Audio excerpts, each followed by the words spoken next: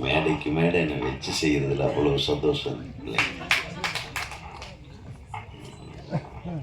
அதான் நல்லா தானே போயிட்டுருக்கு.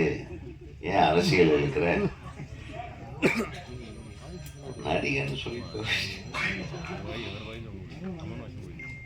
இப்போதான் ஹீரோ சொன்னார், விட்டா டைரக்டர்கள்லாம் நடிப்பாங்க, ப்ரொடியூசர்கள் நடிப்பாங்க.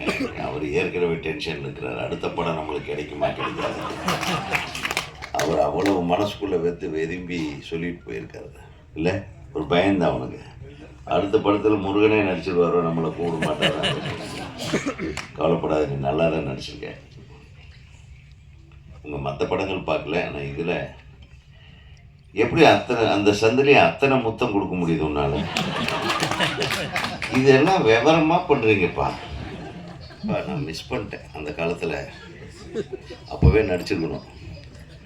நிறைய பேர் சொன்னாங்க, நீங்கள் நடிங்க. என் கூட இருந்த அசிஸ்டண்ட்டுக்கு மோசமான பயலுக்கு. சார் வேண்டாம் சார், அவன் வாய்ப்பு போயிடுன்றதுக்காக என் வாழ்க்கையே முடிச்சிட்டாரு, என் சந்தோஷத்தையெல்லாம் கெடுத்துட்டாரு. பாரு, இவனு ஒருத்தன் தான். என்ன சிங்கம்புள்ளி கரெக்ட் தானே?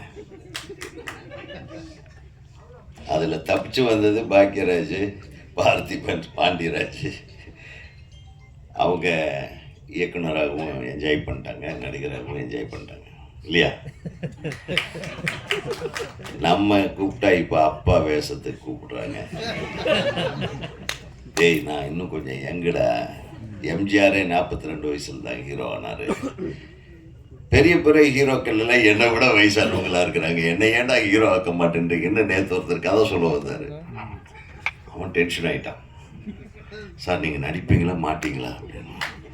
இல்லை, எனக்கு இப்போ ஹீரோவாக நடிக்கலான்னு ஒரு ஆசை வந்திருக்கு. நல்லா ஃபைட் பண்ணுவேன், நல்லா டூயட் பண்ணுவேன். இவர் பண்ணார் அந்த வேலையெல்லாம், எல்லாத்த விட நல்லா பண்ணலாம். வாய்ப்புகள் தான் கிடைக்க மாட்டேங்குது. தயாரிப்பாளரே, கொஞ்சம் பார்த்துங்க எங்களெல்லாம். நான் பேரரசு வேணா எங்கள் படத்தில் வில்லனை போட்டுக்கலாம். அவன் நீ இருக்கீல்லப்பா, எப்படி புகழ்ந்து எங்கள் படத்தை நீ ப்ரொமோட் பண்ணுவ எங்களுக்கு தெரியாதா? ஆக ஒரு மிகச்சிறந்த ஒரு படம். ரொம்ப நாள் கழித்து ஒரு ப்ளசண்ட்டான 2 சாங்கு 3 சாங்கும் பார்த்தேன். அதில் ஒரு சாங்கு மிரட்டிடுச்சு. முதல் சாங்கே வந்து நம்மளை அப்படியே இன்னும் நம்ம தமிழ் சினிமாவில் உயிர் இருக்கு, அது இருக்கு அப்படின்ற ஒரு இது வந்துருச்சு. அது இதுன்னு பேசுனா நீங்கள் உங்கள் இஷ்டத்துக்கு ஃபில்அப் பண்ணிக்கங்க. சூப்பராக இருந்துச்சு. ஸோ முருகன் சாதாரணமான ஆள் இல்லை. யார் டைரக்டர்? திருவண்ணாமலையை கிரிவலம் வந்து என்னென்ன திங்க் பண்ணிக்கிறான்னு தெரியுது. கிரிவலத்தை விட அதிகமாக இவரை சுற்றி வளம் வந்த ஆள் இவர் தான்.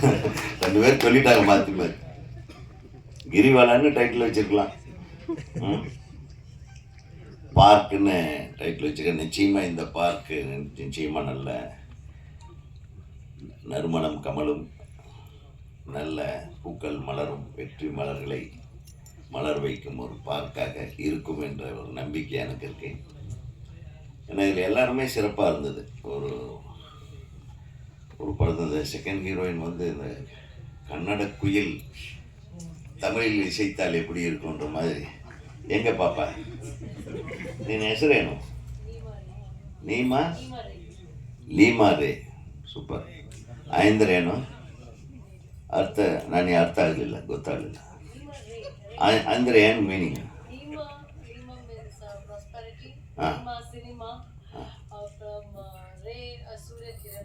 அப்பா எவ்வளோ விஷயம் வச்சுட்டு பாருங்க. ரொம்ப ரொம்ப சந்தோஷமாக இருந்தேன். இந்த பிள்ளை தனக்கு தெரிந்த தமிழில் அழகாக பயம் இல்லாமல் எங்களை தமிழ் பேசி யாராலும் கொள்ள முடியாது அப்படின்றத நிரூபிச்சிருக்காங்க. நீங்கள் பேசுகிற தமிழ் எங்களுக்கு இனிமையாக இருந்தது, கொஞ்சம் தமிழாக இருந்தது. அதனால் அது வேண்டாம், நம்ம அடுத்த கட்ட அரசியலுக்கு திருப்பி போயிடுவோம். நம்ம அம்மா சொன்ன மாதிரி ஒரு படத்தில் இந்த அமைச்சராக நடித்தேன் பார்த்தீங்களா, கருடனில். தெரியாதனமாக அது எனக்கு ஒரு நல்ல பேர் வந்துருச்சு. இதுதான் சமயம்னு இன்னொரு டைரக்டர், எங்கள் சங்கத்தோட துணைத் தலைவர், இணை செயலாளர், அவர் கூப்பிட்டு என்ன சிஎம் ஆக்கிட்டார். போன படம் தான் மினிஸ்டர், அடுத்த படத்துலேயே சிஎம்மா. ஸோ அதை வச்சு அவங்க கலாட்டா பண்ணுறாங்க. ஸோ இந்த மாதிரி எப்போ சினிமாவில் இப்படி ஒரு வியாதி இருக்குது தெரியுமா? ஒருத்தர் மினிஸ்டராகவோ இதாவோ நடித்தா அடுத்தது எம்எல்ஏ, இதே வேலையாக போயிடும் நம்மளுக்கு. ஸோ அதை மாற்றுங்க. நீங்கள் எல்லாம் சொல்லி அடுத்தடுத்து எனக்கு வேறு மாதிரி கேரக்டர்களை வாங்கி கொடுங்க என்னுடைய பத்திரிகை நண்பர்கள். அப்புறம் ஹீரோயினை பார்த்த உடனே உண்மையுமே நல்ல லட்டு மாதிரி, ஒரு லட்டே வந்து டான்ஸ் ஆடுற மாதிரி ரொம்ப அழகாக பண்ணியிருந்தீங்க. ரொம்ப பியூட்டிஃபுல் எக்ஸ்ப்ரெஷன். அந்த காதல் மொழிகள் விழிகளில் பேசுவதாகட்டும், இவருடைய வரிகள், இந்த நம்ம கவிஞர் ராசு அவர் இந்த முதல்ல இந்த பொண்ணை பார்த்துட்டே இருந்திருப்பார் போல் இருக்கு. அவர் பாட்டு எழுதுக்குன்னு ஒரு இன்ஸ்பிரேஷன் இருக்கணும், இல்லைன்னா எழுத முடியாது. இவர் பயங்கரமான ஆளாக இருக்கார். அப்படியும் எழுதியிருக்காரு. இன்ஸ்டாகிராம் ரேஞ்சில் ஆரம்பிச்சு இதில் வந்து நீ நடந்தா இந்த ஃபஸ்ட்டு பல்லவி ஃபஸ்ட் லைனாக நல்லா தான், மண்ணெல்லாம் பொண்ணாகும், ஆத்தோ நீ நடந்த மண்ணெல்லாம் பொண்ணாகும் பாருங்க. முட்டை இப்போவே எழுதிடுவாங்க. ஆக மொத்தம் எங்களுக்கெல்லாம் வந்து ஆப்பு வச்சிட்டீங்க. ஆப்பு சொல்ல போனோம் ஐட்டம் சாங் சார். இப்போ அந்த ராவாலி சாங் வந்த கடைசியில் இப்போ நம்ம அரண்மனையில் ஒரு பாட்டு வந்ததில் அவங்க கொலை கொலையாமையும் இந்த மாதிரி பாடல்களை கேட்டு உறங்கி கொண்டிருக்கும் இளம் உள்ளங்கள் எல்லாம் நல்ல சந்தோஷமாக குதூகலிக்கும்படியான ஒரு விஷயத்தை இந்த படத்திலையும் செய்திருக்கும் என் அன்பு தம்பி முருகனுக்கு வாழ்த்துக்கள். ஏன்னா அது தேவை இன்னைக்கு. ஏன்னா முதல்ல அன்பு செழியன் வேறு அது சத்தம் போட்டு சொல்லிவிட்டார், 400 கோடி எல்லாம் என்னங்க ஐயா பண்ணுறீங்க அப்படின்னு. அதில் 400 கோடிக்கும் படம் எடுக்கலாம், 4 கோடிக்கும் படம் எடுக்கலாம், 40 கோடிக்கும் படம் எடுக்கலாம். வெற்றி பெறுவதற்கு அந்த படத்தில் என்ன இருக்கணுமோ அது இருந்தால் மட்டும்தான் வெற்றி பெறும். வேறு எந்த விஷயம் இருந்தாலும் வெற்றி பெற வேண்டும் என்றால் அது எப்படி சொல்லணுமோ அந்த மாதிரி ஒரு டைரக்டர் சொல்லணும், எப்படி நடிக்கணுமோ அந்த மாதிரி நடிகன் நடிக்கணும். ஒரு திரைக்கதை, கதையை விட இன்னைக்கு திரைக்கதை தான், இன்னைக்கு இல்லை என்றைக்குமே திரைக்கதை தான் முக்கியம். திரைக்கதையை வடிவமைக்கிற முழு பொறுப்புமே இயக்குனர்கிட்ட தான் இருக்கு. அதாவது ஒளிப்பதிவு ரொம்ப நல்லா பண்ணியிருந்தார். கேமராமேனுக்கு வாழ்த்துக்கள். உண்மையில் அவர் வேலை செய்ய தான் தெரியும், பேசலாம் தெரியாதுன்ட்டு காட்டிட்டு போயிட்டார். கரெக்டாக 10 வார்த்தை இப்படி எண்ணி பேசுனியா, விவரமான ஆளியா நீ. அதே மாதிரி எடிட்டருக்கு வாழ்த்துக்கள் எல்லாரும். இது சிங்கம்புலி என்ன மேட்ரு கரெக்ட் பண்ணிகிட்ருக்க, ஹீரோயின் பக்கத்தில் உட்கார்ந்ததுலேருந்து நெளியறிய. ஆமாம், மகாராஜாவுக்கு பின்னாடி இருந்தாலும் நம்பி பக்கத்தில் எவரும் உட்காந்து வைக்க மாட்டாங்க. எங்கேயும் ஸ்கூட்டரில் கூட பின்னாடி உட்காந்து வச்சிடக்கூடாது, ஜாக்கிரதையாக இருக்கணும் போது. ஆக ஹீரோ மிக சிறப்பாக பண்ணியிருந்தீங்க தம்பி, அழகாக இருந்தீங்க. ஒரு ரொம்ப நாளைக்கு பின்னாடி ஒரு அழகான ஹீரோ ஒருத்தர் வந்துக்கிட்டு இருக்காரு. நிச்சயமாக உங்களுடைய ஹோம் ஒர்க் நல்லா பண்ணுங்க. வெறும் டான்ஸ் ஆடுறதும் கிஸ் அடிக்கிறது மட்டும்தான் நடிப்புன்றது நினச்சிக்காம கொஞ்சம் ஹோம் ஒர்க் பண்ணிங்களே. சும்மா சொல்கிறேன், ஏதாச்சும் மேடையில் இப்படியெல்லாம் பேசினா தானே அப்புறம் அவங்க நண்பர்கள் எல்லாம் அதை கிளிப்பிங் போடுவாங்க. இல்லைன்னா அது நான் பேசினாவே இவங்களுக்கு ஒரு பெரிய சிக்கல் என்ன எழுதுனேன், என்னை ஏதாச்சும் வச்சு செஞ்சுட்டே இருப்பாங்க. அது என் தம்பிகை, என் பிரதர்ஸ் பண்ணாமல் வேறு யார் பண்ணுறது பண்ணிட்டு. ஆனால் நீங்கள் கொஞ்சம் கிஸ் அடிக்கிறத குறைச்சிக்கிட்டு கரெக்டாக நடிச்சு நல்ல பேரோடு வரணும். இது நல்லா இருக்குது, சிறப்பாக இருக்குது.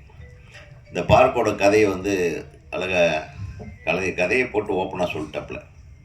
ஒரு தைரியம் தான். ஏன்னா யார் ஒருத்தன் கதையை ஓப்பனாக சொல்கிறானோ அவனுக்கு அந்த ப்ராடக்ட் மேலே நம்பிக்கை இருக்குன்னு அர்த்தம். இல்லைன்னா அது ஒரு அழகான காதல், ஒரு அழகான காதலர்கள், அந்த 2 அழகான காதலர்கள் என்ன கொடுமை நடக்குது திரும்ப அவங்க இறந்துடுறாங்கன்னு நினைக்கிறேன். நானாக கெஸ் பண்ணுற கதையை நீ சொல்லது. அந்த பார்க்கில் அவங்க இறக்குறாங்கன்னு நினைக்கிறேன். அப்புறம் இந்த பார்க்கில் யார் யார் கொண்டானுங்க, யார் யார் என்னென்ன பண்ணாங்க, அவங்கள இதுங்க என்னென்ன பண்ணுறாங்க, இவங்க பேயா வந்து அப்படின்றது தான் கதையாக இருக்கணும். அப்படி இருந்தால் ஓகே, அப்படி இல்லாமல் இருந்தாலும் ஓகே. ஏதோ வித்தியாசமாக சொல்லு. அதை மிகச்சிறப்பாக இருந்தது. எல்லா காட்சிகளுமே ட்ரெய்லரில் பார்த்த ஒவ்வொரு விஷயமுமே வித்தியாசமாக இருந்தது. அது மாதிரி எந்த ஒரு விஷயத்தை அழகாக எடுத்துக்கிட்டு அதை அழகாக பண்ணுறதுக்காக மெனக்கெட்டிருக்கீங்க. ஒரு தயாரிப்பாளர் வந்து அத்தனை தொழில்நுட்ப கலைஞர்களையும், அத்தனை நடிகர் நடிகைகளையும், அத்தனை பேரையும் பாராட்டின ஒரே மேடை இதாக தான் இருக்குன்னு நினைக்கிறேன். ஏன்னா அவ்வளவு பொறுமையாக. அப்புறம் தான் ஏன்டா பாராட்டினாருன்னா தம்பியை போட்டு உடச்சிட்டாரு. காலையில் 5 மணிக்கே எழுந்திரிச்சு எல்லாத்தையும் எழுப்பி விடுற வேலையிலேருந்து ஒரு ப்ரொடியூசர் ஒழுக்கமாக படம் பண்ணியிருக்காரு. ஒரு 5 நிமிஷம் கூட யாரையும் வேறு மாதிரி திங்க் பண்ண விடல படத்தை தவிர. ஸோ ஒரு தயாரிப்பாளர் எப்படி இருக்கணும், அதுவும் ஒரு புது தயாரிப்பாளர் எப்படி இருக்கணுங்கிறதுக்கு உதாரணமாக நம்ம தயாரிப்பாளர் செயல்பட்டிருக்கிறார். அவருக்கு எனக்கு மனமார்ந்த வாழ்த்து. இந்த படத்தை நம்பி இந்த படத்தை நிச்சயமாக நல்ல பாடல்கள், இதுக்கு நல்ல வரவேற்பு வரும்னு இந்த இசை வெளியீட்டை உரிமையை வாங்கியிருக்கிற அவர் சாரு, ட்ராக் மியூசிக்கு அவர் சார் நிறைய படம் பண்ணியிருக்காங்க. அதான். So I am very thankful to you. ஏன்னா இந்த மாதிரி புதியவர்கள் எடுக்கிற படத்தை என்கரேஜ் பண்ணுறது மூலமாக அடுத்தடுத்து படம் தயாரிக்கிற நம்பிக்கையை நம்ம வந்து மக்களுக்கு ஊட்டணும். அப்புறம் சொன்னாங்க நிறைய பேர் பார்த்திங்கன்னா, இப்போ இங்கே இருக்கிறவங்க யாருமே, பெரும்பாலானவங்க இந்த பத்திரிகையாளர்கள் தவிர யாருமே நாங்கள் இந்த 400 கோடி படத்துக்கு ஃபங்க்ஷனுக்கெல்லாம் எங்களை கூப்பிட மாட்டாங்க. நம்ம அந்த கேட்டகரியிலேயே கிடையாது. நாங்கள் இல்லை மாற்றுவோம்ன்றது இல்லை சார். மாறுவது வந்து இயற்கை, மாற்றம் என்பது இயற்கை. இப்போ நம்மெல்லாம் வந்து சாதாரணமாக நம்ம 2 கோடியில் படம் எடுத்தோம், 1.5 கோடியில் எடுத்த படம் கிழக்கு வாசல், 2.5 கோடியில் எடுத்தது சின்ன கவுண்டர், 4 கோடியில் எடுத்தது எஜமான், அவ்வளோதான். அப்போ இருந்த காலகட்டம் அது. அப்போ அது பெரிய பட்ஜெட்டுன்னு கூட நினச்சிருந்துருக்கலாம். பட் அதையெல்லாம் குறை சொல்ல முடியாது. பட் பொதுவாகவே நாங்கள் என்னென்னா, இந்த மேடையை பொறுத்தவரையிலும், இந்த இடத்த பொறுத்தவரையிலும் எளிமையாக ரொம்ப கஷ்டப்பட்டு ஒரு இந்த திரைத்துறையில் ஏதாச்சும் சாதிக்கணும்னு வழி தெரியாமையோ வழி தெரிஞ்சோ வந்த கடைசியில் கொஞ்சம் மாட்டிக்கிட்டோ வந்த கடைசியில் சுகமாகும். இந்த பிரசவம் இருக்குது பாருங்கள், ஒரு படத்தை ரிலீஸ் பண்ணுறது, அது சுகப்பிரசவமாகவும் இருக்கும், சிசேரியனாகவும் இருக்குது, அப்புறம் பேபி சர்வைவ்டு, மதர் டெட்டு அப்படியும் இருக்கும். சிலது மதர் டெட்டு இல்லை, பேபி சர்வைவ்டு இருக்கும். இந்த மாதிரி நிறைய விஷயங்கள் இந்த ஒரு ரிலீஸ்ன்றதில் அவ்வளவு கொடுமைகள் இருக்குது. அந்த கொடுமைகள் எல்லாம் தாண்டி ஒரு படம் வெளியாகுதுன்னா அது பெரிய படங்களுக்கு இன்றைக்கி ஈஸியாகிடுது, சின்ன படங்களுக்கு கேள்விக்குறியாக இருக்குது. அதனால தான் நான் திரும்ப சொல்கிறேன், எங்களை போன்றவர்களை, சின்ன பட தயாரிப்பாளர்கள், புதிதாக படம் சொன்னும் இயக்குநர்கள் எல்லாமே எங்களை கூப்பிடும்போது ஒரு 3-4 மணி நேரம் 3 மணி நேரமாவது அந்த சேரில் உட்கார்றது கஷ்டம்தான். ஆனால் எங்கள் பத்திரிகையாளர்களை கம்பேர் பண்ணால் நம்ம பெட்டர். அவங்க காலையில் ஒரு 3 மணி நேரம், மத்தியானம் ஒரு 3 மணி நேரம், சாயந்தரம் ஒரு 3 மணி நேரம் உட்கார்றாங்க பாருங்கள். அதை விட நம்மளுக்கு என்ன வேலை?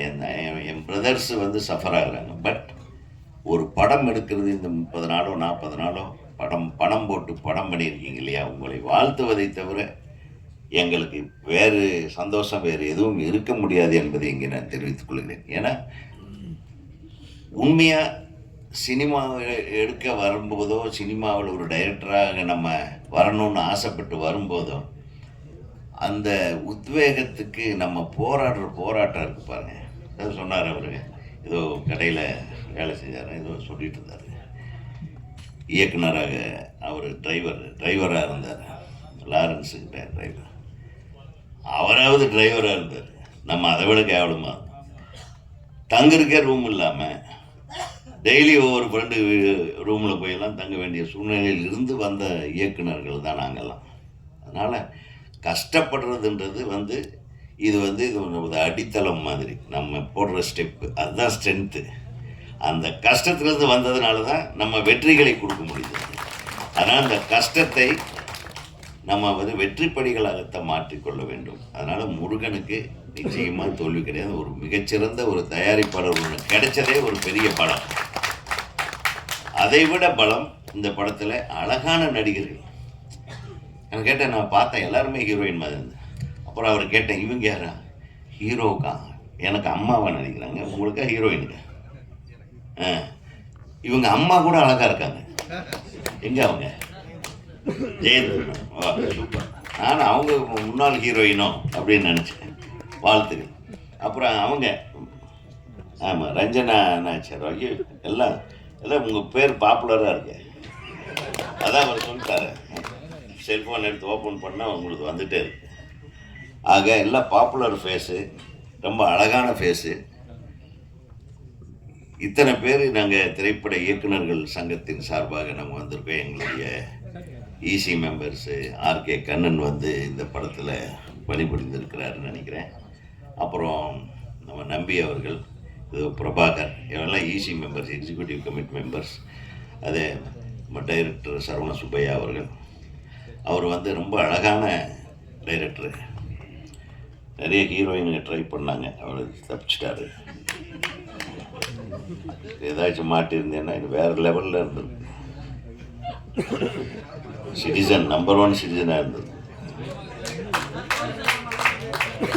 என் தம்பி எவ்வளவு அழகு, அவரும் மிகச்சிறந்த ஒரு நடிகர். எல்லாத்தையும் விட இப்போ வந்து ரொம்ப தெனா வீட்டில் உட்கார்ந்துட்டுருக்கிற என் அருமை தம்பி வெற்றி கழிப்பிலே மிதந்து கொண்டு நம்மளையெல்லாம் பற்றி எதை தப்பாக பேச போகிறேன்ட்டு சொல்லிட்டு இருந்தார். தம்பிக்கான வாழ்த்துக்களை சொல்லி கடைசியாக இந்த பார்க்கு படத்தோட இசையமைப்பாளரை பற்றி சொல்லன்னா அது நல்லா இருக்காது. தம்பி நீங்கள் ரொம்ப நல்லா பண்ணியிருந்தீங்க. ஏன்னா இசையை தரமாக செய்திருக்குது. எல்லா பாடல்களுமே வந்து கேட்கும்படியாக அழகாக பிஜிஎம் ஆகட்டும். ஒரு பாடல் சிறந்த பாடலாக இருக்கணும்னா முதல்ல அந்த பாடல் வரிகள் கேட்கணும். ரெண்டாவது அந்த சிச்சுவேஷனோட இயல்பாக மேட்ச் ஆகுது. யதார்த்தமான பாடல்கள். ஒரு காலத்தில் இந்த 2 பாட்டும் எனக்கு கொஞ்சம் ராஜா சாரோட ஃபீல் இருந்தது. அந்த ஃபீல் இல்லைன்னா பாடல் வந்து வெறும் மெக்கானிக்கல், இந்த ட்ரம்ஸ் எல்லாம் வாசிக்கிற மாதிரி, இந்த உணர்வும் ட்ரம்ஸ் மாதிரி ஆகிடும். இப்போ வர்ற படங்கள்லாம் அப்படி தான், டம்மால் டும்மில் வர்றான்னு போகிறான் என்ன. அதனால தான் இன்றைக்கி நம்ம ஏதாச்சும் திடீர்னு பக்கத்தில் ஒரு 4 மூணை மரவாத என்னடா நம்ம பாட்டு வருதுன்னு பார்த்தா அவன் செல்ஃபோனில் வந்துட்டு இருக்கு. நம்மளை சுற்றி இந்த தொல்லைகள், நம்ம எழுதின பாட்டே வந்துட்டு இருக்கும் பாருங்க, இவ்வளோ சந்தோஷமாக இருக்குது தெரியுமா. அது உணர்வு கலந்த பாடல்களாக இருந்தால் மட்டும்தான். நீங்கள் தயவு பண்ணி நீ மியூசிக் போடும்போது உணர்வு கலந்த இசையை கொண்டு வா. உணர்வு இல்லாத இசை, செயற்கைத்தனமான இசையை இனிமேல் செஞ்சிடாதீங்க. ஏஆர் ரஹ்மான் ஆகட்டும், இளையராஜா அவர்களாகட்டும், அதே மாதிரி எம்எஸ்வி அண்ணன், விஸ்வநாதன் ராமமூர்த்தி அவர்கள், அதே மாதிரி கேவிஎம் அவர்கள், அந்த பழைய பாட்டால் எடுத்தீங்கன்னா என்ன ஃபீல் அது. அந்த ஃபீலிங் இல்லைன்னா இதில் உயிர் இல்லாத பாடல்கள் இருக்குது நிறையா. இன்றைக்கி வரதெல்லாம் உயிர் இல்லாத பாடல்கள். சும்மா போட்ட உடனே நங்கு நாடி நரம்பெல்லாம் இழுத்துக்கிட்டு ஜப்புக்குன்னு இழுப்பானுங்க. அதோட கட்டு திரும்பி வீட்டுக்கு வந்து படுத்து தூங்கிடுவேன். அதனால் ஒரு மனித உணர்வுகளுக்கு உண்டான இசையை அது கொடுத்தாதான் வந்து அதில் வரிகள் வந்து அழகாகப்படும். ஒரு நல்ல டியூனுக்கு தான் நல்ல வரிகள் எழுத முடியும். அதனால் தப்பிட்டீங்க கவிஞரை. ஒரு நல்ல மியூசிக் டைரக்டர்னால நீங்கள் தப்புனீங்க, ஆனால் புகுந்து விளையாடிட்டீங்க. வீட்டில் எல்லாம் கேட்டாங்களா? இல்லை கசகசான்னு கொஞ்சம் எழுதியிருந்தீங்களா, அதனால கேட்டேன்.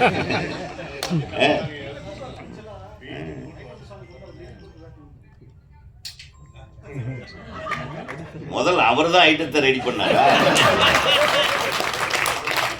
இவர் பண்ண ஐட்டத்துக்கு அவர் வெயிட் கொடுத்துருக்காரு பாருங்க. அப்புறம் அந்த ஐட்டத்தை யாரு செலக்ட் பண்ணாங்க? அது டைரக்டரா, ப்ரொடியூசர்? காலங்காத்தால் 5 மணிலேருந்து இதுதான் வேலையாகும். மிக சிறப்பாக ஒத்துமையா எல்லா விஷயத்திலையும் ஒன்று சேர்ந்து எல்லாம் வேலை செஞ்சிருக்கீங்கன்னு தெரியுது.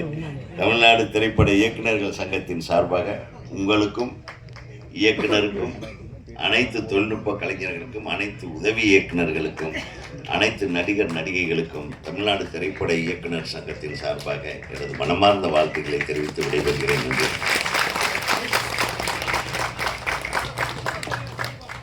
பாட்டு அதோட வரிகள் எவ்வளவு பெரிய தாக்கத்தை உண்டாக்கி இருக்கு பாருங்க படம் ரிலீஸ்க்கு முன்னாடியே. வாழ்த்துக்கள் சார்.